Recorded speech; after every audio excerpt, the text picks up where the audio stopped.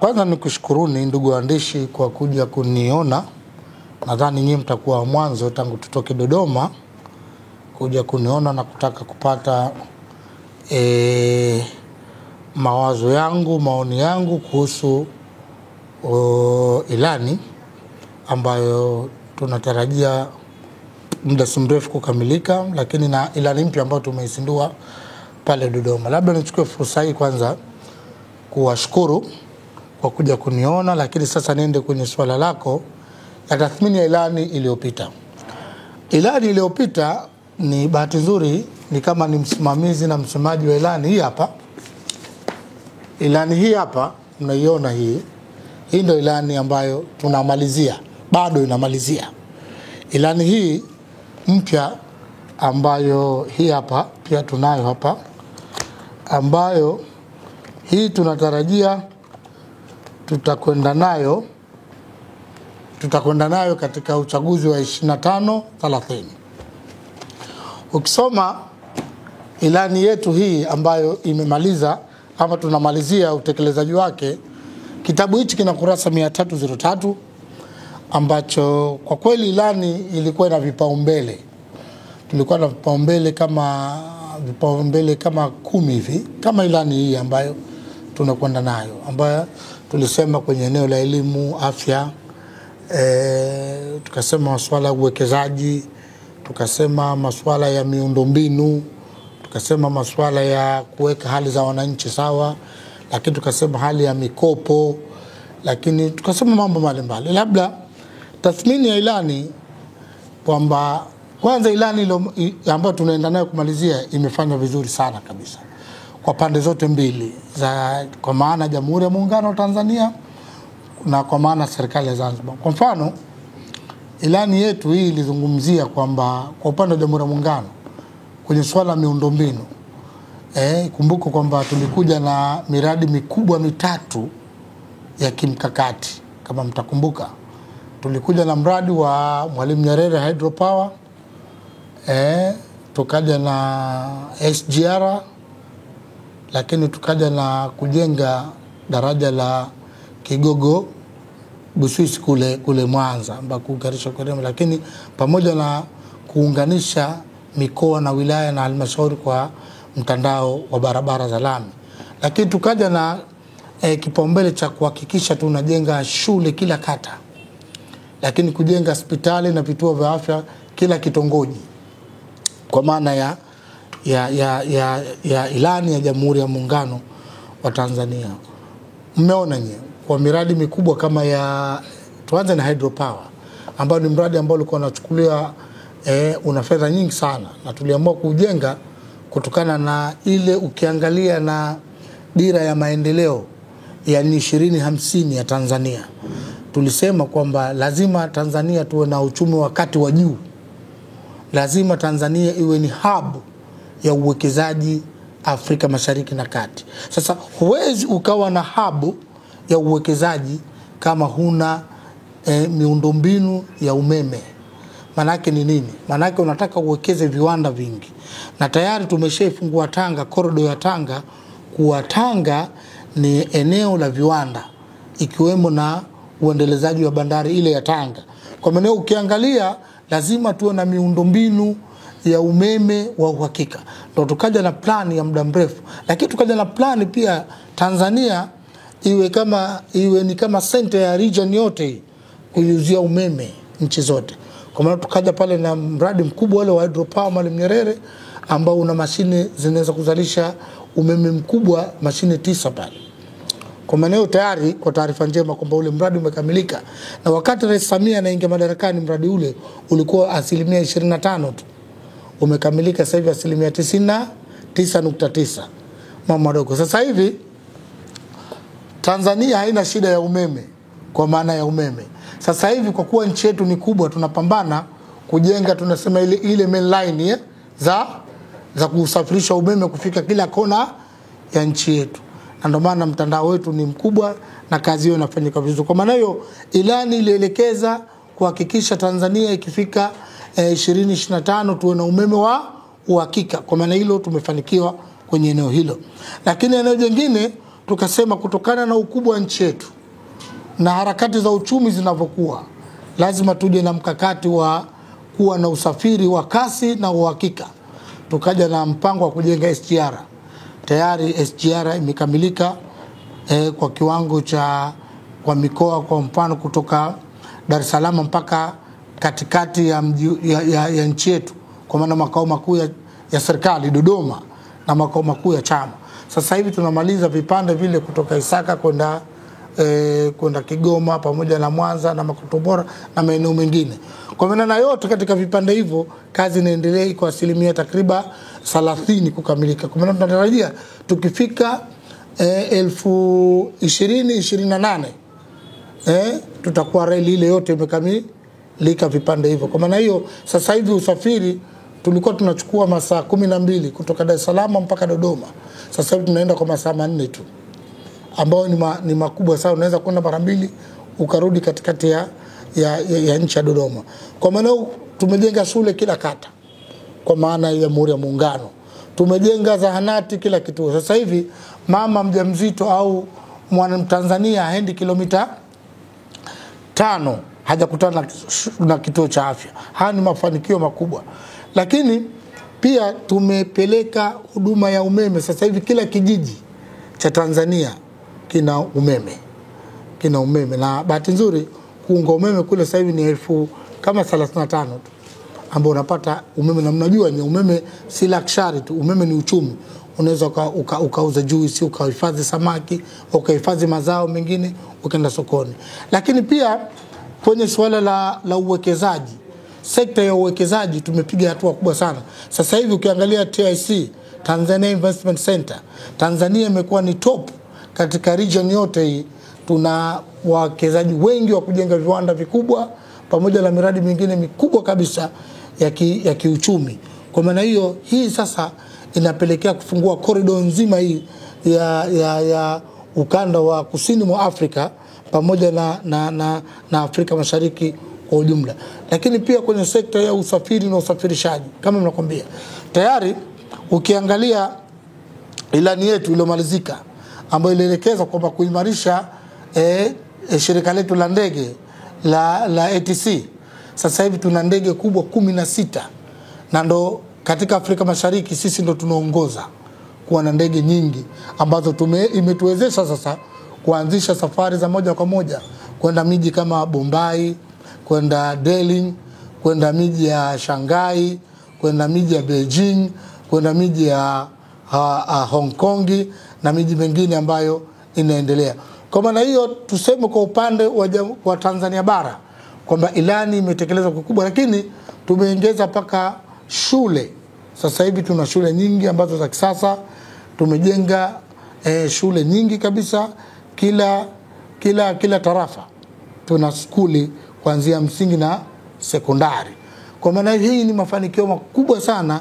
Lakini tukasema kwamba Tanzania sasa hivi imeunganishwa na mtandao wa barabara, kila wilaya, kila mkoa. Huwezi kwenda kukuta barabara ya vumbi. Sasa hivi tunapambana kujenga barabara za vumbi katika vijijini ambazo na tayari ilani hii inakuja, mtaiona, tutazungumzia, tunakwenda kumalizia. Kwa maana hiyo ukiangalia ilani kwa upande wa Jamhuri ya Muungano wa Tanzania imetekelezwa vizuri. Tuna daraja kilomita 5 la Kigogo Busisi ambalo ndio daraja kubwa Afrika Mashariki, tumelikamilisha, limeshafika 100% kabisa na linatumika. Na sasa hivi tunajenga mfano kwenye sekta ya uchukuzi. Sasa hivi tunafikiria kwa mfano kwa mji wa Dar es Salaam tunakuwa kuna kitu, wale ambao ndio safiri kina Sadala, tunakuja na kitu kinaitwa Metron.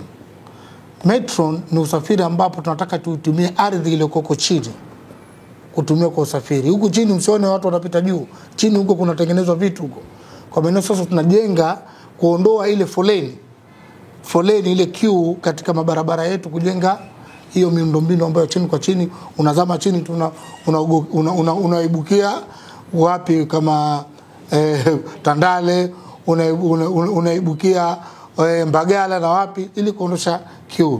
Lakini tuna project ya kujenga nyumba nyingi kwa upande zote mbili, makazi bora. Simeona pale Magomeni tumeondosha zile squatter quarters za zamani, tumejenga. Sasa hivi tuna plan kujenga miji mikuu yote, tunajenga nyumba zaidi ya 10,000 kuhakikisha Watanzania wanapata nyumba bora na zenye hadhi.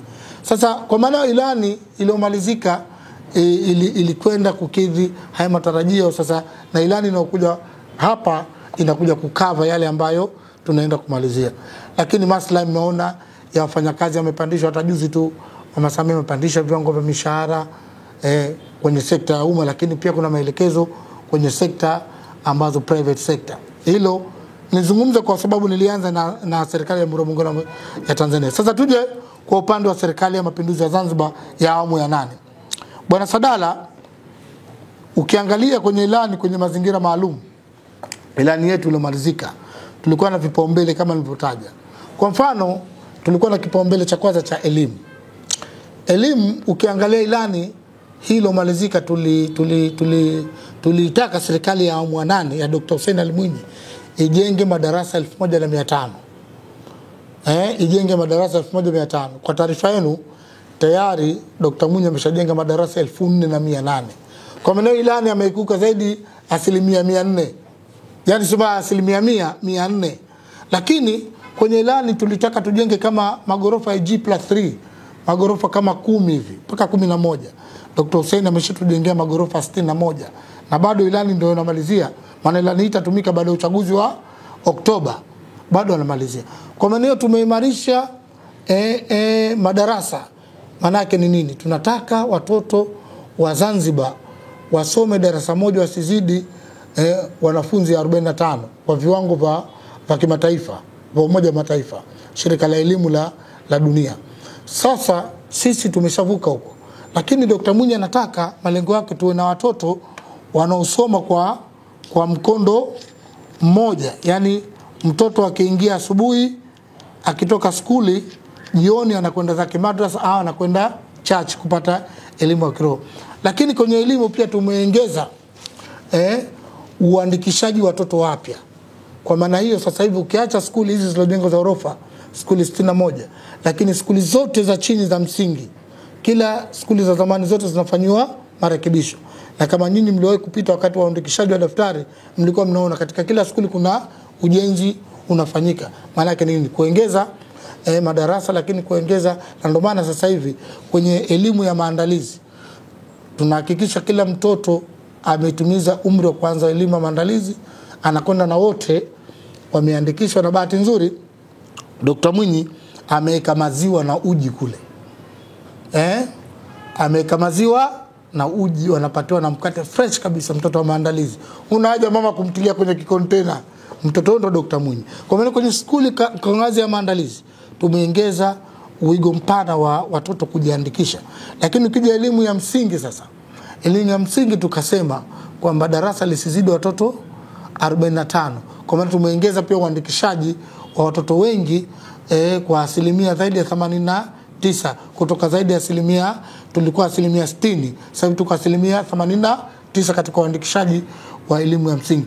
Lakini ukija kwenye elimu ya sekondari, kwa maana ufaulu, Dr. Mwinyi si kujenga miundombinu tu ya elimu kwa maana ya majengo, lakini amejenga miundombinu, lakini ameweka na vifaa vya kufundishia na vifaa vya kujifunzia. Leo Bwana Sadala, utakumbuka shahidi, wakati sisi tunasomesha ubaoni, unachorewa kwenye ubao Van Kenipal au test tube kwa chaki.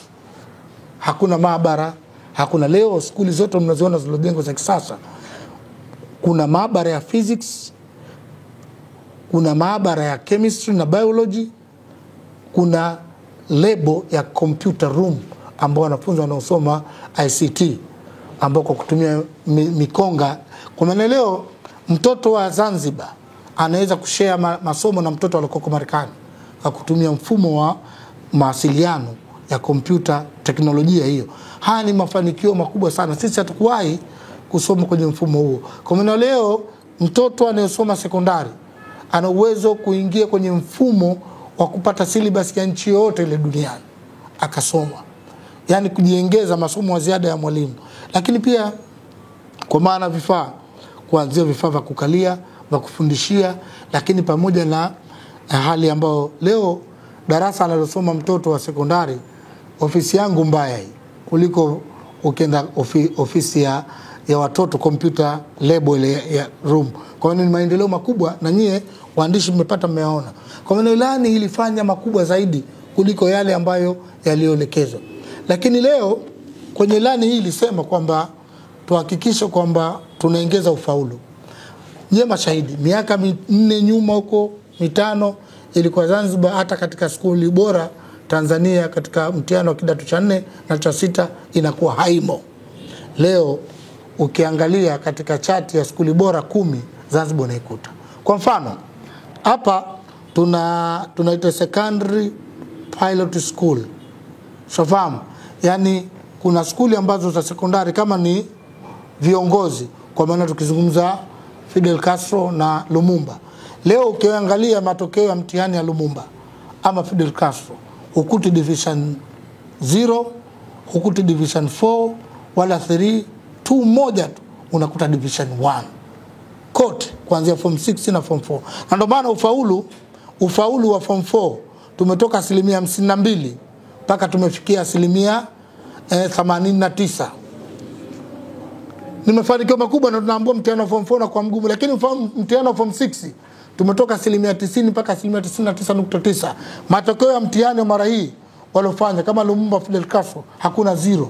Wote wamepiga 1. Na skuli nyingine zote zimefanya vizuri.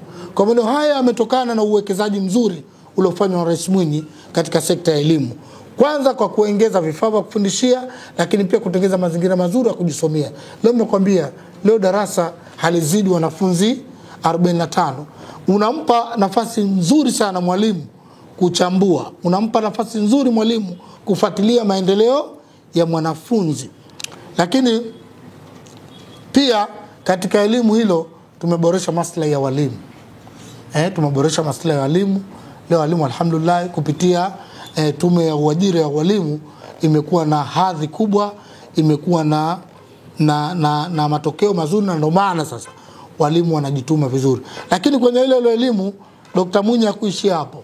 Dr. Mwinyi ukisoma ilani kwamba imetambua kwamba sasa hivi mtoto yoyote aliyefaulu ambaye ana sifa ya kwenda chuo kikuu, basi serikali inamdhamini mkopo.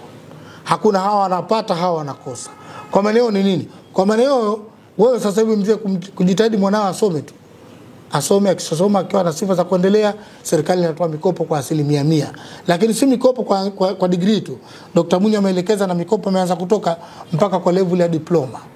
Wanafunzi wa ngazi ya diploma pia nao wanapatiwa mikopo. Kwa maana kwenye sekta ya elimu tumefikia hapo. Lakini tuende kwenye sekta ya afya. Ukiangalia kwenye ilani yetu hii kitabu chenye kurasa 303 tulielekeza kwamba serikali ifanyie marekebisho ama ijenge hospitali kama 6 tu. Tulikuwa na hospitali ya Makunduchi, Cottage kule Makunduchi, tulikuwa na hospitali ya Kivunge kule mkoa Kaskazini, lakini tulikuwa na hospitali ya Chake, Wete ambazo kufanywa marekebisho. Lakini Dr. Mwinyi yeye akaja na kujenga hospitali mpya.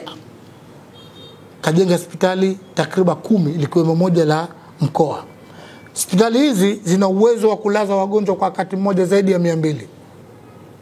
Lakini hospitali hizi mnazoziona zina vifaa vyote vya tiba na vya kiuchunguzi. Leo ukenda kwenye hospitali zetu za wilaya hizi, CT scan, MRI, shafamu X-ray, oxygen service, care unit special, zile tunasema ICU, sawa? Na pamoja zile tunaita incubators za mama kama umezaa mtoto hajatimia kidogo, kuna bakuli maalum, zote zipo. Lakini tumekwenda mbali zaidi kuhakikisha kwamba leo hii mgonjwa akenda pale vipimo anapata bure. Si kwa maana bure, serikali inalipa, lakini unapata dawa bure. Tumeajiri kampuni hakikishe hakuna mtu kupeleka cheti akaambiwa dawa hakuna. Kampuni hakikishe mgonjwa anapewa dawa zote kwa mujibu wa uchunguzi na maelekezo ya daktari. Daktari akikuandikia upate tiba hii unapata. Lakini tumepunguza ule mlolongo daktari mmoja kwa magonjwa tunasema OB, hao wagonjwa wanaotoka nje. Daktari mmoja kuhudumia wagonjwa wengi. Sasa hivi tuna madaktari wa kutosha. Tumeajiri madaktari wengi tena wenye sifa, ambapo sasa hata ile queue ya kwenda kumuona mgonjwa, kumuona daktari upate tiba inapungua, na pamoja kuandikia vipimo. Kwa maana haya ni maendeleo makubwa. Lakini hapo hapo Zanzibar tuna matatizo sana, na kwa Tanzania jumla tuna ugonjwa hawa tunaita ugonjwa wa figo. Tayari Dr. Mwinyi ameleta mashine katika kila hospitali kubwa. Tunasema zile dialysis, mashine za kusafisha figo. Mnazi Mmoja tuna mashine 15 hapo ambazo zinasafisha figo. Zamani ilikuwa huduma hii paka twende bara. Tena bara yenyewe upangio kwa siku. Lakini hospitali letu la mkoa hapa Lumumba tuna mashine hizo 10. Tuna mashine hizo 8 ziko Abdalla Mzee kule Pemba. Kwa maana sasa wagonjwa waliokuwa ambao wanataka huduma ile baada ya kutoka Tanzania hapa kwenda bara, sasa wanatoka bara wanakuja zao hapa, na hayo matibabu unayapata bure. Lakini sio hivyo tu. Sasa hivi tulikuwa tuna pale Mnazi Mmoja tulikuwa tuna chumba viwili tu vya theater operation. Leo kila hospitali ya wilaya mnayoiona ile ina vyumba 3 vya operation. Theater room ya kufanya operation. Lakini ukija hospitali ya Lumumba tuna vyumba vya upasuaji vinafika 6. Hayo ni mabadiliko makubwa. Lakini ICU room tulikuwa tuna chumba kimoja tu cha ICU. Sasa hivi kila hospitali unaona za wilaya ina vyumba 3 vya ICU ambao kumshughulikia mgonjwa maalum. Na mkisikia ICU msifikiri chumba tu. Kitanda kimoja cha ICU kinaharibu zaidi ya milioni 28. Kile kitanda kimoja. Maana yake ni nini? Kile kitanda mnakiona cha ICU mna mashine zote mnaziona anakuwa nazo pale mgonjwa. Oxygen ipo, CT scan. Yone kitanda kile unaona, mkiingia kwenye wodi nyingine na wodi ile mnakuta mna makorokoro mengi. Mkisikia ICU ni chumba kimoja chenye harama kubwa. Sasa pale Lumumba fikiria tuna ICU na vitanda zaidi ya chumba kimoja kina vitanda zaidi ya 15. Sawa? Sasa vile viko vyumba 6. Na hizi hospitali zetu za wilaya kila chumba kina vitanda zaidi ya 7. Na kila chumba kimoja kuna viwili vina vitanda hivyo. Kama unaangalia jinsi serikali ilivyowekeza kwenye sekta ya afya. Lakini sio hivyo tu. Wakati Dr. Mwinyi anaingia madarakani tulikuwa na madaktari bingwa kama 20 tu. Sasa hivi tuna madaktari bingwa. Tukisema madaktari bingwa wana uwezo kufanya surgery fahamu aina yoyote, operation yoyote. Tuna madaktari sasa hivi kutoka 20 mpaka tuna madaktari sasa hivi 72. Hao ni madaktari bingwa kabisa. Lakini pia kwenye sekta ya afya Dr. Mwinyi hakuishia hapo. Zamani ilikuwa ukipelekwa mgonjwa labda emergency, umepata ajali ama kesi ya uzazi imetokezea mtoto kwa kubwama, paka daktari apigwe simu kwake itolewe ambulance Mnazi Mmoja imfuate. Sasa hivi Daktari Mwinyi amejenga katika kila hospitali ya wilaya, anaendelea kujenga, anajenga nyumba ya daktari watumishi wa afya. Tumeanza mkoani, tuna nyumba 82 pale za madaktari. Yaani daktari yuko pale, na daktari kwenye hizo nyumba anakwenda anaingia yeye tu. Anakuta kitanda ile tunaita furnitures zote, kwa maana makochi, manini, friji, na ukienda kwenye kitchen jikoni huko kila kitu kipo. Friji paka flat screen kubwa lipo. Kwa maana anaingia daktari comfortable kabisa na watumishi anakaa kwenye hizo nyumba. Hayo ni mabadiliko ambayo huwezi kuyakuta kwa Afrika, labda utayakuta Namibia, lakini ukiingilia kote unakuta Europe. Leo Dr. Mwinyi amefanya kwenye sekta afya. Lakini tumeongeza kuajiri afya 14,500 kwa kada mbalimbali. Tumewaajiri kama tulivyoajiri kwenye elimu. Hiyo sekta ya afya. Kwa maana hiyo ilani tumevuka zaidi ya 300% kwenye afya. Lakini kikubwa zaidi Dr. Mwinyi amekuja na bima ya afya. Anataka kila Mzanzibari awe na bima ya afya. Maana bima ya afya ni nini? Maana bima ya afya inakupa wewe sasa fursa ya kuchagua hospitali unayoitaka ukatibiwe. Ukitaka kwenda Lumumba, Mnazi Mmoja, ukitaka kwenda Global, ukitaka kwenda Altabibu, ama ukitaka kwenda kule Fuoni kule hospitali gani ile, Tawakali na kwingine, hiari yako. Serikali inalipa kupitia hiyo bima ya afya. Lakini jingine ninachotaka kukuambia kwamba serikali imejenga vituo vidogo vya afya. Wendi kilomita 2 zaidi ya 178. 170 vituo vidogo vya afya.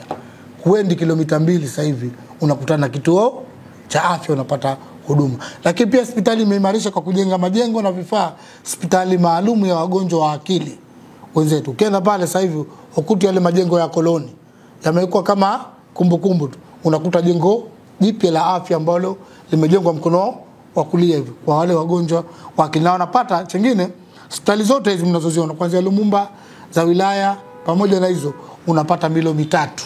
Tena milo mitatu iliyokamilika kwa mujibu wa maelekezo wa madaktari. Unakunywa asubuhi, unapata breakfast ya asubuhi ambayo iliyokamilika kwa mujibu maelekezo ya daktari, unapata chakula cha mchana na cha jioni usiku. Haya ni mafanikio. Leo Wizara ya Afya hairuhusu kupeleka chakula hospitali. Wewe mwenyewe tu upeleke.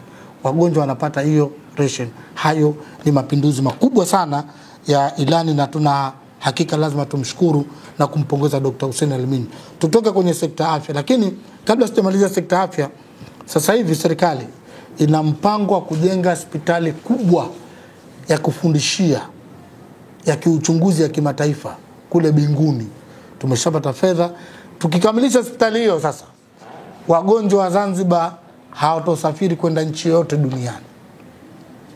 Hakutakuwa na rufaa nyingine yoyote kwa maana maradhi yote unayojua na mkumba binadamu yatakayomkumba basi atakuwa anatibiwa hapa hapa Zanzibar. Na fedha tumeshapata na tumeshaanza ujenzi kule Binguni. Hayo nataka kuzungumza kwenye sekta ya afya. Sasa tuende kwenye sekta ya miundombinu. Sekta ya miundombinu, na hapa bwana Sadala lazima niseme kwa sababu juzi nilimsikia swaiba yangu, nadhani ungeniuliza lakini bora nikuwahi mapema. Nilimsikia rafiki yangu Jusa. Rafiki yangu Jusa akizungumza akidogoa uwekezaji kwenye miundombinu ya barabara kule Mpendai. Akasema kwamba pesa nyingi zimekopwa, barabara zenyewe zege, sijui Lambari. Akazungumza kufuja. Labda ndugu waandishi kwanza mfahamu, na hili napenda mliweke vizuri, nchi yetu hii ya Zanzibar ina mtandao wa barabara kilomita yote 1400 kama na 80. Barabara zote za Zanzibar. Hussein Mwinyi kwenye ilani hii ya CCM ambayo inaendelea kumalizika, tulimwambia Dr. Hussein ajenge kilomita 196. 196. Yeye Dr. Hussein mpaka sasa hivi ameshatujengea kilomita 1000. Maana yake ilani tumekiuka mara 1000. Kwa nini Dr. Hussein kaja na mpango wa kujenga miundombinu? Nikukumbusheni kwenye historia zamani tulikuwa tunatenga kila mwaka tunatenga fedha za kufanya matengenezo madogo madogo ya barabara zetu. Tena nyingine kwa level ya kifusi. Dr. Hussein akasema hizi fedha tunazotenga kwa ajili ya barabara, kwa nini tusichukue mkopo tukajenga barabara zote kwa kiwango cha kimataifa? Na nyenye wote mashahidi mmeona barabara zilipokuwa zinajengwa. Kimo kama cha nyumba hapa. Kama jengo la school la chimbwa chini tu. Barabara kwanza inatoa mijiwe, kwa maana barabara hizi tunazozijenga zina uhakika wa kuishi miaka 100 mbele. Zamani ilikuwa tunachukua fedha kila mwaka. Tunaweka vishimo na baraka, fusi kija mvua mwaka wa pili zimepotea. Dokta akasema tuchukue mkopo, na hapa leo nataka nimpe somo, nimsomeshe Jusa afahamu kwamba hizi fedha ambazo tulizozikopa tuna uwezo wa kuzirejesha. Kwa mfano tuna tozo kama 3 mpaka 4. Kuna mfuko unaitwa miundombinu ya barabara. Hizi kila tunapokwenda, kwa mfano mfuko wa barabara, kila anayetumia barabara anaichangia bila wewe kujua. Kwa mfano unapoambiwa upasishe gari yako upate kitu kinaitwa road license. Road license kwa Kiswahili kibali cha kutumia njia. Hivi leo nipigie hesabu, je, tuna vyombo vingapi? Kuna magari, kuna mapikipiki. Hizi ni bilioni za pesa kuliko hata za kopa. Sasa fedha zile tukazielekea uzio. Baada ya kila mwaka kwenda kuziba viraka, tukasema hizi fedha tuweke, tutachukua mkopo fedha kwa pamoja, tujenge barabara zote tumalize. Alafu hizi sasa tutafanya kurefund hilo. Sasa nampa elimu leo Jusa. Ukiacha hiyo mfuko wa barabara lakini kuna tozo inatozwa kwa ajili ya barabara kila lita moja, 1 liters ya mafuta, iwe ya petroli, iwe ya diesel, iwe ya fuel ile ya ndege, mafuta yote unaona yanauzwa, kuna tozo pale inatozwa kwa ajili ya kuhudumia miundombinu ya barabara. Wewe can imagine, chukua shimia tu na si tozo hiyo. Nimefanya hesabu hapa na naangalia sisi kwa mwezi tunatumia zaidi ya lita 15 milioni. Magari yote unaona, shughuli zote tunatumia mafuta. Sasa lita hizo kuwekwa, piga hesabu tu hapo kwenye simu yako. Kila lita moja shimia, how much money? A lot of money. Kwa maana hiyo fedha ambazo tunazokusanya hizo, bwana Jusa na mimi nataka nimwambie, hakuna mtu anabebeshwa kodi hiyo lokupa mtu yote. Fedha hizo zinatumika kutokana na sheria ambayo ya ile tunasema mfuko wa miundombinu na tozo ambayo inatozwa na ZURA kupitia kila lita moja ya mafuta yanayouzwa, ambapo fedha hizi ndio tunaenda kulipa huo mkopo, ambazo fedha zenyewe nyingi kuliko hata huo mkopo tuliochukua. Dr. Mwinyi kaja na ubunifu kwenye miundombinu hii, na ndio maana mnaona leo matokeo mazuri, watu wanaona kama miujiza. Sio miujiza, akili kubwa tu ya Dr. Mwinyi, kwamba tukasema hizi fedha sasa kama kila baada ya mwaka tukazibe viraka na kutia vifusi, tuziweke taratibu maalum, tuchukue mkopo, na ndio maana sasa hivi tunalipa hiyo mikopo. Na akasema kuna kitu kinachotokea verification kwenye ujenzi.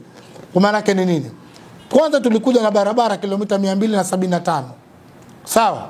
Lakini tukaona kuna mahitaji mingi ya barabara tumeziacha na fedha tunazo, ndio maana tukasema tukaenda kuongeza sasa. Shafahamu? Tuongeze tena kilomita nyingine, ndio maana ukaona kama barabara ya Miwani imekamilika.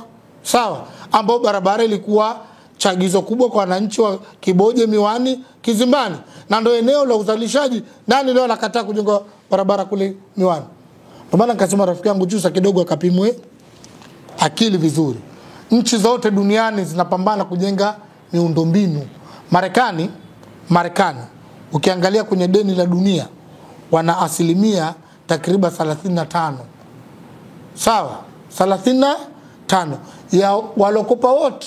Tanzania sasa inafika hata 2%.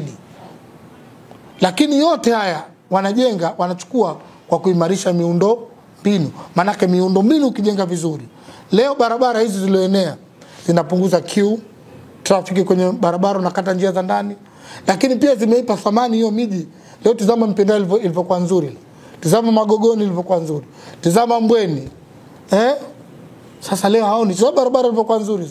Leo mwanamume Dr. Mwinyi anajenga barabara ambayo kila rais wa nchi hii tangu tulipojenga wakati wa Abudu Jumbe, barabara hii Kinazini Bububu watu jengea ndani wale Kajima. Sawa? Leo Dr. Mwinyi anaenda kuijenga njia 4. Sasa wewe hayo huoni maendeleo. Sasa ndio maana unajua sometimes mtu akwa hajui, na ukisikilia leo tunajenga madaraja. Leo traffic jam pale Koreko inaondoka, traffic jam pale Amani inaondoka. Lakini leo tunajenga daraja ambalo wananchi jamaa zangu wa kule kusini Uzi lenye kilomita 3.5 na barabara yake halijapata kujengwa. Leo ulikuwa ukitaka Uzi uvizie maji, leo chuma mwanamume anaweka kitu tena njia 4. Unataka nini? Leo Dr. Mwinyi ilani inayokuja mpya, tunataka kujenga bridge kutoka Mkokotoni kwenda Tumbatu. Sawa? Kwa maana hiyo ukiangalia miundombinu na fedha leo nimempa ni hizo. Kwa maana hiyo tumeacha kutumia fedha kiholela, tukasema tuzikusanye hizi tozo zote, tuchukue mkopo, alafu kila mwaka sasa baada kwenda kuziba viraka tutakuwa tunalipa hilo deni, na fedha nyingine zinabakia tunazisimamia barabara na tunajenga maintenance nyingine. Na ndio maana tunajenga pia barabara kishukuta kwenye lali mpya hii muendelezo. Tunajenga barabara ya Tunguma Kunduchi Kizimkazi. Inataka kuanzia Tunguu mpaka Kizimkazi na Kunduchi. Umeona wapi hiyo? Fedha tayari. Na tunajenga barabara hii hapa Kisauni Fumba. Kisauni Fumba hii hapa yenye kilomita 13. Hayo ndio miundombinu. Ndio maana leo unaona barabara za kesho kutwa tunaanza njia hii hapa kutoka hospitali Mnazi Mmoja mpaka Malindi na kwenda bandarini, na barabara hii kwenda Michezani. Yote tunakwenda kujenga kwenye miundombinu. Lengo kufanya facilitation ya uchumi wa Zanzibar ukue. Utakuwaje? Lazima una miundombinu imara. Ndipo utawashawishi watu waje kuwekeza, waje kujenga mahoteli. Leo tunatangaza sera ya uwekezaji. Utafanya uwekezaji kama huna miundombinu ya uhakika? Leo anapokuja mwekezaji lazima atataka kuuliza policy zenu za uwekezaji. Atataka lazima aulize miundombinu. Leo mgeni akitoka airport dakika 15 tu kishafika Nungwi, kishafika Paje, kishafika Jambiani. Unaona barabara ya Jambiani Paje inajengwa. Kwa maana hiyo mtalii anapokuja hapa anataka urahisi afike pahala kwenye ile tunaita destination yake, astarehe, apumzike. Na ndio maana ukaona uchumi wa Zanzibar unakuwa. Kwa maana hiyo ukiimarisha miundombinu unajenga uchumi uliokuwa strong. Lakini ukiacha hilo, kwenye miundombinu ya barabara tunajenga miundombinu ya viwanja vya ndege. Zanzibar imepata tunzo katika viwanja the best airport in Africa kutokana na good service tunazozitoa. Ndio maana rais amekuja, tunajenga terminal 2 jingine, jengo jipya, na tutajenga jingine. Kwa maana hiyo sasa hivi Zanzibar, kabla uwekezaji ule mnaona ilikuwa kwa siku tunapokea ndege kama 15. Kwa maana international flight, domestic flight, sofamu na private jet. Leo hii tunapokea ndege 40 kwa siku za kimataifa. Ndio kiwanja pekee kinaongoza Tanzania nzima. Shikia si Mwalimu Nyerere Julius Kambarage pale Zanzibar. Tunapakia wageni. Leo tumeongeza namba ya wageni wanaotutembelea. Na mkumbuke mgeni akija hapa analipa visa. Analipa service za usafiri. Anakwenda kulala kule. Huku kote serikali ina collect revenue, inakusanya kodi. Uchumi unaongezeka. Ndio maana mimi namshangaa Jussa na wenzie wanapomsema Dr. Mwinyi kwa kujenga miundombinu. Dr. Mwinyi ni daktari wa uchumi na maendeleo. Na ndio maana GDP yetu sasa hivi, uchumi wetu unakuwa kwa 7%. Ukiangalia katika viwango vya Afrika, sisi ndio pekee yetu tuko juu. Tumewazidi hata wenzetu Tanzania bara. Kutokana nini? Moja, katika uwekezaji. Na bahati nzuri mie niliwahi kuwa commissioner kamisheni utalii. Ili tunaita repeaters tourism. Ili tunamhitaji mtalii aje arudi tena, ama mtalii aongeze siku. Kuna kitu kinaitwa kwenye utalii kunaita A5. Hizo ndio pillars za utalii. Katika A5 moja una kitu kinaitwa good infrastructures. Uwe na miundombinu mizuri, lakini uwe na nini? Good service. Uwe na huduma bora zinazomfanya mgeni ajisikie kila akija bado ana hamu ya kuja. Haya ndio anaofanya Dr. Mwinyi. Na ndio maana kwa kutaka kazi kuropoka tu pale Mpendae, hana hata moja ambayo anasema sisi kama hichi kitu sicho. Kizuri kipi? Hakuna. Chengine tunajenga bandari. Tunajenga airport kwa mfano hiyo, tunasema tunatanua airport hapa, tunajenga airport ya Pemba. Tayari tumeshapata mkopo mfano airport ya Pemba kabla sitenda kwenye bandari. Tumepata euro milioni 174. Tunajenga airport ya Pemba, itakuwa the best airport Pemba. Ndege yote kutoka duniani itakuwa na uwezo wa kutua. Ilani hii imeendeleza, imeitaja kwa sababu tunaelekea huko. Alafu tunajenga barabara kutoka Chake Chake mkoani, itakuwa na njia 4 yenye urefu kilomita 45.6. Alafu barabara ya Chake Wete ishakamilika, iko asilimia 92 kukamilika, ishafika Limbani pale inamalizia. Hayo ndo maono makubwa. Kwenye mabandari ndio maana Dr. Mwinyi anajenga bandari kubwa 4 kwa 5. Tumejenga bandari ya Shumba mjini ambayo sasa hivi kwa asilimia 95 tunasubiri ikamilike ili tufunge bandari ya Wete, tuanze kujenga bandari ya Wete. Na kwa taarifa yenu, hiyo bandari ya Wete fedha tumeshapata kutoka Korea. Kama mnakumbuka ziara ya Dr. Samia kwenda Korea, moja katika miradi 15 kuwemo mradi wa ujenzi wa bandari ya Wete. Tumepata fedha ikiwemo pesa mradi wa Wete pamoja na pesa za mradi wa kujenga hospitali ile niliyotaja ya Binguni kule pale Jumba Dunga wanaita. Sawa. Kwa maana nataka nikwambieni kwamba tunajenga bandari ya Wete, tumeshajenga bandari ya Shumba mjini, tunajenga multi purpose port ya Mangapwani Bumbwini, tumejenga bandari ya Fumba ile mnayoona inatoa huduma sawa. Na tunajenga bandari ya mpiga duri hapa tunaita, na sasa hivi tuko kwenye ile tathmini ya wakazi wa pale kulipa fidia ile. Sasa pale kwa mpiga duri ile itakuwa ndo ni ferry port. Nadhani nikisema ferry port mnafahamu, ni bandari itakuwa inahudumia meli ndogo ndogo hizi kama za bara kwenda Pemba, kama hizi Azam Marini zitakuwa pale. Bandari ya Malindi tunaimarisha, itabaki kuwa ni bandari ya cruise ship, ni bandari kwa zile meli za kitalii zinazokuja, na ukizingatia mji Mkongwe ni mji wa kitalii, tutakuwa na hivyo. Kwa maana tayari fedha tumeshapata, tunajenga, itakuwa very fantastic hapa bandari ya kwa mpiga duri ya abiria. Na ukiangalia pale tayari wenzetu wa Azam Marine wana Verde pale, wanao bandari yao ndogo. Kwa maana pale na pale sasa tunajenga pia na Olympic swimming pool. Olympic swimming pool. Nikisema Olympic swimming pool maana yake ni viwango vya kimataifa, bwawa kubwa la kuogelea. Tunataka tuitoe Zanzibar kwenye michezo ya kilokali. Tutakwenda kwa kwenye sekta ya michezo ikifika katika, lakini tunazungumza masuala ya bandari na uwekezaji. Hiyo ndo Dr. Mwinyi bishani yake, na ndio maana tukasema na bandari hizo, na bandari zote zimeshakuwa tayari. Na kwa mfano bandari ya Mangapwani tumeshakamilisha bandari ya gesi na mafuta. Sasa hivi mafuta yote yanashushwa kule Mangapwani na Bumbwini. Lakini twende kwenye sekta ya michezo. Kwenye ilani Dr. Mwinyi tulimwambia ajenge viwanja viwili tufanye marekebisho, uwanja Amani na Wagombani. Leo Dr. Mwinyi amejenga viwanja 16. Nyie mnaona tuna arena mbalimbali. Kwenda pale Amani unafurahi sasa hivi.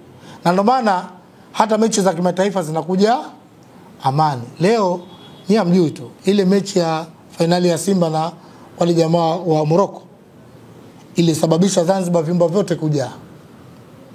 How much money? Watu wamekula. Ulikuwa ukienda Forodhani mpaka saa 4 unakuta msosi. Siku ile ulikuwa ukienda saa 2 tu hakuna kitu.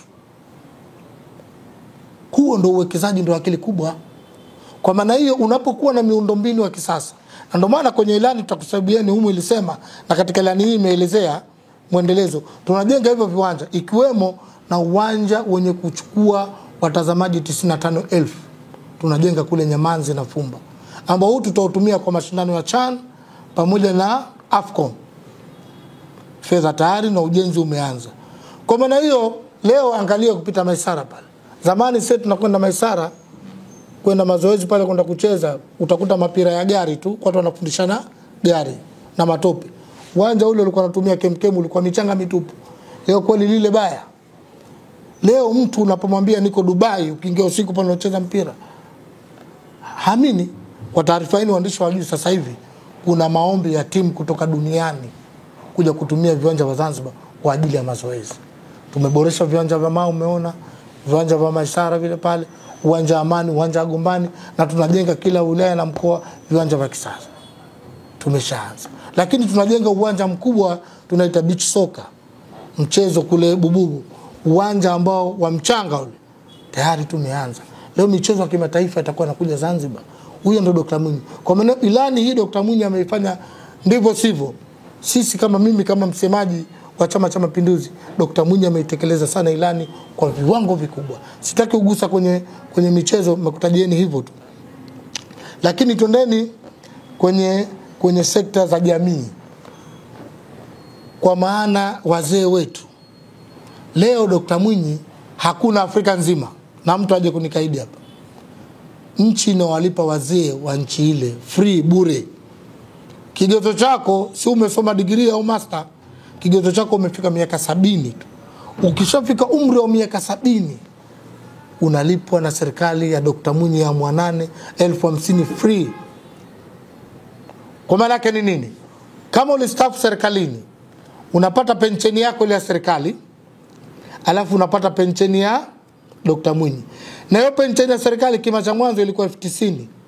Dr. Mwinyi akaipandisha mpaka 180,000.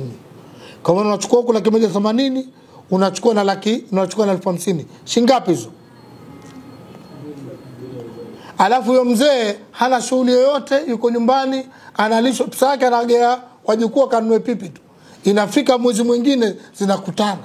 Hivyo wazee wasimpende Dr. Mwinyi. Huko ndo watu wa Zanzibari wanataka kusikia, si porojo la Osman Masudi la muungano na Jusa, si mamlaka kamili, ukombozi. Huo ndo ukombozi. Sawa? Lakini Dr. Mwinyi kwenye sekta hiyo hiyo za kijamii, ukiacha wazee hawa, leo tuna wazee anajenga nyumba nyingine zile za kuhifadhi wazee kule. Mzee alikuwa Sableni kwa mwezi alikuwa anapewa 40,000. Unamtopu na ile 50 anachukua ngapi? Na kama kastaafu serikalini anachukua ngapi? 180,000. Huyo mzee maisha yake vipi? Alafu kule anakula bure, anavishwa bure, anatibiwa bure. Dr. Mwinyi katoa vitambulisho maalum kwa wazee watibiwe bure. Haya mambo nakutajieni ni ya Ulaya. Mimi nimekuambieni, niliwahi kuwa kamishna, nilipata bahari kusafiri baadhi ya nchi na hakuta. Sawa? Lakini Dr. Mwinyi kwenye sekta ya umma, mshahara kaupandisha 100% kima cha mwanzo. 100%. Huyo ndo Dr. Mwinyi. Lakini Dr. Mwinyi katika kuangalia wafanyabiashara, Dr. Mwinyi sote sema shahidi, ulikuwa ukipita humu Mwanakwerekwe hapo unakuta mapolo yale mekundu kila pahala, matambara. Dr. Mwinyi akaja na plani, lazima tuwajengee maeneo bora na mazuri wafanyabiashara, ili waweze kufanya biashara wakiwa safe side na eneo very comfortable. Dr. Mwinyi akaja na mkakati. Kwanza akatumia zaidi ya bilioni 16 kujenga masoko kila halmashauri, na nyinyi mnaona, ukienda Dunga pale unakuta, ukienda kila pale unakuta masoko haya. Lakini hakuishia hapa, akasema tutajenga masoko ya kimataifa, kwa sababu Zanzibar ni mji wa kitalii unakuwa. Tukajenga soko la Mwanakwerekwe ambalo Tanzania nzima hakuna soko kubwa kama lile. Lina uwezo wa kuchukua wafanyabiashara kwa wakati mmoja 1000 ngapi? 5. Hao wenye maeneo, lakini wanaotumia soko kwa siku zaidi ya watu 10,000. Hakuna soko hilo. Lakini akajenga soko la Jumbe linaweza kuchukua watu zaidi ya 4,000. Lakini akajenga soko la Chuini ambalo kesho kutwa tunaenda kulifungua jingine, linachukua zaidi ya watu 4,500. Keni maji, watu wangapi wanaingia hapo? Kisha miundombinu ya barabara, kisha kujengea mazingira mazuri ya kufanya biashara. Na sio hivyo tu, Dr. Mwinyi akatoa mikopo na akasema kila anaopewa eneo pale, basi kama na uwezo wapewe mkopo, na wameomba. Akatenga zaidi ya bilioni 200. Zimeshatoka mpaka sasa hivi hata hajazimaliza kufanya biashara. Zaidi ya bilioni 60 watu washakopa. Huyo ndo Dr. Mwinyi. Hakuna sekta utakayoiona Dr. Mwinyi kama hajaigusa na kuimarisha. Leo tuna sasa hivi katika mpango huu, ilani inakuja, tunajenga line mpya ya umeme yenye uwezo kuchukua megawati 200 kutoka Kinyerezi kule. Sawa? Line tulokuwa nayo hii ya megawati 100 na ile yenye megawati 30 ya zamani inazidiwa, kwa sababu uwekezaji na miundombinu aliyoweka Dr. Mwinyi na good policy za uwekezaji zimepelekea watu wengi wanataka kuja kuwekeza Zanzibar. Sasa hivi tuna miradi inafika 28 ya 7 star hotel inataka kufunguliwa Zanzibar. Lakini lazima tuongeze miundombinu ya uzalishaji, upatikanaji wa umeme wa hakika. Serikali imefanya nini? Imekuja na plani ya kujenga line mpya hiyo ya megawati 200 kutokea Tanzania bara. Lakini pia tayari serikali, na ile mjibu Jusa alisema pale, yeye ajibu mimi nampa leo, tayari tuna eneo la Bambi tunazalisha megawati 35 la umeme wa sola. Lakini tuna eneo la Fumba tayari mkandarasi upo, tunazalisha megawati 40.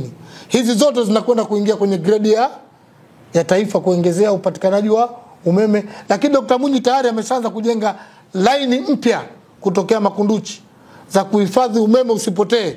Unajua umeme pia unakuwa unapotea inapokuwa miundombinu haijakasa. Tuna mradi ambao unatokea Makunduchi, unakuja zake Ubago, unakuja zake mpaka hapa Welezo, ambao ni line ya kupoza umeme na kuhifadhi umeme ili umeme usikatike. Kwa maana hiyo ukimzungumzia Dr. Mwinyi ummalizi, lakini pia ametoa mikopo zaidi ya 100% kupitia 442 tunaita. Mnajua hizi pesa zinatoka wapi? Amekusanya mifuko ya uwezeshaji, mfuko ule tunaita SMIDA, ule SMIDA pamoja na halmashauri. Hizi halmashauri zinatenga fungu maalum za fedha katika makusanyo yao kwa kutoa mikopo kwa wanawake, vijana na walemavu. Ndio maana tunaita 442. Ni 4% kila jumuiya ya wanawake pamoja na vijana na walemavu. Kwa maana hiyo ilani Dr. Mwinyi ambayo anaimaliza na Dr. Samia wameifanyia makubwa sana, na mengine sasa ndo tumehamishia kukamilisha kama hiyo miundombinu ya barabara, miundombinu ya upatikanaji wa nishati wa uhakika, lakini kuwa empower, kuvutia wawekezaji. Na ndio maana tumejenga eneo la Dunga Zozo kule tunaita, si ndio? Eneo la industrial park, eneo la viwanda. Mkienda kule mtakuta miundombinu ya barabara, miundombinu ya maji. Ukiacha Nyamanzi kule kwenye mabanda hali, huko ukenda unaweza kuwekeza viwanda, pamoja na eneo la Micheweni ambao kesho rais kesho kutwa ana mkutano mkubwa summit kule na wawekezaji kutoka duniani. Tayari kule viwanda vya samaki vitawekezwa, kutakuwa na viwanda vya utengenezaji vifaa vya umeme hivi, pamoja na viwanda vya vyakula vya kuku na vitu vingine katika eneo la Micheweni, pamoja na 5-star hoteli zaidi ya 5 zinakwenda kujengwa kule eneo la Micheweni. Kwa maana hiyo ilani hii kwa ufupi tu katika hayo maeneo niliwazungumza kwamba imekidhi matakwa ya wananchi na imesaidia sana kupunguza shida ya wananchi, lakini pia imecreate ajira zaidi ya 300,000. Kwa sasa mpaka sasa tuna ajira zaidi ya 200,000 na 65. Tumebakisha portion ndogo tu ambayo tunahakikisha kabla hajafika Oktoba, na hiyo miradi nilokuambia hoteli ambayo inaenda kufunguliwa na miradi mingine katika viwanda mbalimbali inaenda kukamilika. Na ndio maana tukaja na ilani hii tena propose ajira 350,000 ili kwa tunaweza na miradi ambayo inaelekea kwenda kukamilika. Kwa maana hiyo mimi nimpongeze sana Rais Dr. Samia Suluhu Hassan pamoja na Dr. Mwinyi kwa kutekeleza ilani inaomaliza 2025 kwa mafanikio na data. Lakini hiyo mmeona sijagusa masuala ya habari, umeongezeka minara ya mawasiliano. Leo network si kila wakati hakuna network. Leo hakuna hata mmoja hapa. Kuna mtu anakosa network hapa. Tumeongeza minara 48 nchi nzima ya kupata mawasiliano. Sasa unapokwenda popote mawasiliano yapo na huduma nyingine zipo. Lakini tumekwenda kwenye sekta ya uchumi wa buluu, sikuigusia. Tumejenga masoko ya kisasa Tumbe, tumejenga soko ile hapo la Malindi, lakini tumejenga kule Kama kwa kuanikia madagaa na pamoja na mashine. Sasa hivi hatuaniki dagaa kwa kutumia kuni. Zamani ulikuwa unachemsha dagaa kwa kuni, sasa hivi kuna mitambo maalum. Huyo ndo Dr. Mwinyi, ambapo imepelekea sasa kuongezeka tani za samaki hapa Zanzibar. Kutoka tani 120,000 mpaka kufikia tani 280,000 upatikanaji wa samaki, dagaa na mazao ya bahari kama hayo. Kwa maana huu ndio uwekezaji sasa hivi. Ndio maana kwa ilani hii sasa tunatoka kwenye boti hizi za kawaida ambazo unaweza kupata mpaka tani 3-4. Sasa hivi tunakwenda kwenye deep sea. Na jana mmemsikia Waziri wa Uchumi wa Buluu Shabani akisaja bajeti yake, kwa sababu tunajielekeza sana tuwe na boti ambazo zinazokwenda deep sea kuvua tani 25-20, ambapo wakija hapa tunaenda kuuza samaki. Na Zanzibar sasa hivi tuna viwanda, maombi ya viwanda kama kule Fungurefu, viwanda vinafika 6 vya kuchakata samaki mbalimbali vinakuja. Na hayo ndo mafanikio makubwa ya Rais Mwinyi. Leo hii Zanzibar imetulia. Lakini kubwa zaidi ambao nataka kumalizia nimpongeze Rais Samia na Rais Mwinyi kwa maintain peace and stability.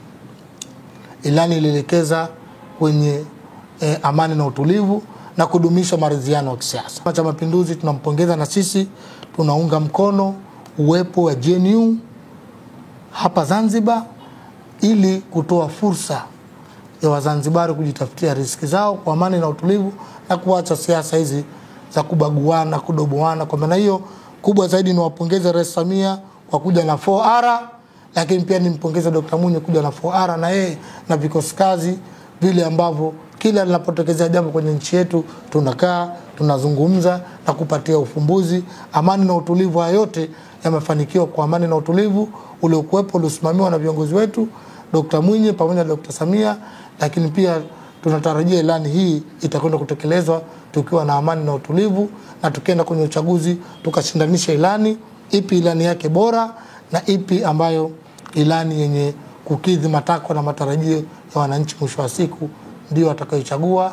Na naamini inshallah nchi yetu tutaendelea kuwa na amani na utulivu na tutaendelea kufaidi matunda mazuri ambayo ilani ya CCM imeweka kwa kipindi cha 25 kuelekea 30.